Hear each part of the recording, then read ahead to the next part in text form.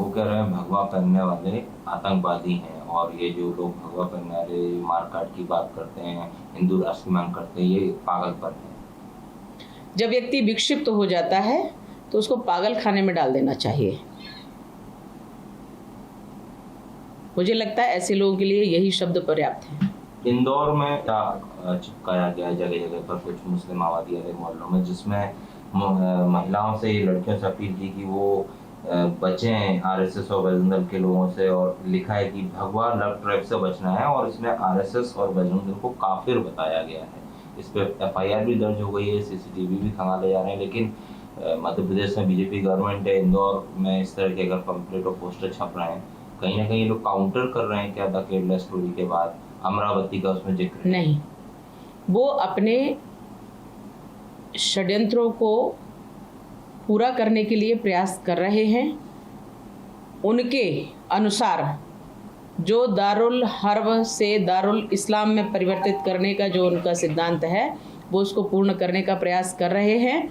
और हर जगह जिस प्रकार से मतांतरण, लव जिहाद के केस और इस प्रकार की गतिविधियाँ, HUT की गतिविधियाँ, PFI की गतिविधियाँ, ये सब चल रही हैं, तो उनको सबको देखते हुए मैं यही कहूँगी कि ये अंदरूनी तौर पर एक संगठन पर प्रतिबंध लगता है तो कई और खड़े हो जाते हैं। ये तो राक्षसी वृत्तियां हैं, ये इसी प्रकार से बढ़ेंगी, लेकिन सनातन धर्मी सदैव आगे आकर के इन पर विराम लगाते रहे हैं और लगाते रहेंगे। मत रही, चूंकि ये सीएम भी कह चुके हैं कि जो अवैध मदरसे हैं और जहाँ पे कट्टरपंथी पढ़ाई जाती है वो बर्दाश्त नहीं की जाएगी। कुछ रिपोर्ट्स भी आ रही हैं जिसमें ये आ रहा है कि भोपाल में सबसे ज़्यादा अवैध मदरसे हैं, या पूरे प्रदेश की बात करें तो ऐसी संस्थानों पे क्या कार्रवाई होना चाहिए? अवैध मदरसों को तत्काल बंद करना चाहिए और उस भूमि को खाली करवा करके लोगों के विकास में लगाना ही चाहिए। दूसरी बात यह है कि अवैध तो कुछ भी ठीक नहीं है। अवैध यानी गैर कानूनी, और गैर कानूनी करने का प्रयास किसी को नहीं करना चाहिए, और शासन को करना चाहिए कि वो जो अवैध चल रहे हैं उनकी खोज करके, जांच करके उनको समाप्त करें। साधु हैं वो लोग कहते हैं कि 5-5 बच्चे पैदा करो, लेकिन समस्या तो लोगों के साथ है, तो क्या करें? ऐसा है, देश में जब अधर्म बढ़ता है, देशद्रोह बढ़ता है, तो उसके कई कारण होते हैं।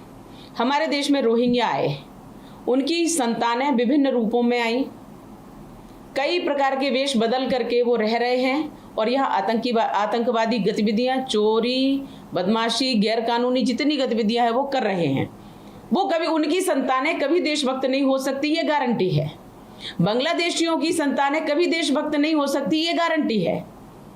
अब इनकी संतानों को बढ़ाने के लिए तो कोई नहीं कह सकता।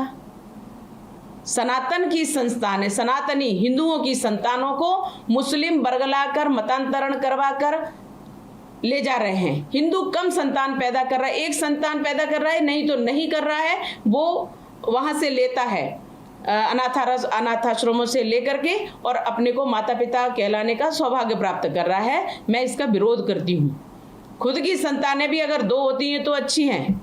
हाँ, तो मैं कहती हूँ कि अगर देशभक्त लोग हैं तो अपने देशभक्तों की संतानों को अपनी संख्या में लाना चाहिए और देश को बचाना चाहिए, नहीं तो विधर्मी हमें समाप्त करने पर तुले हैं, और ये हमें बर्दाश्त नहीं है। इसके लिए जो भी करना चाहिए वो सनातनियों को करना ही चाहिए।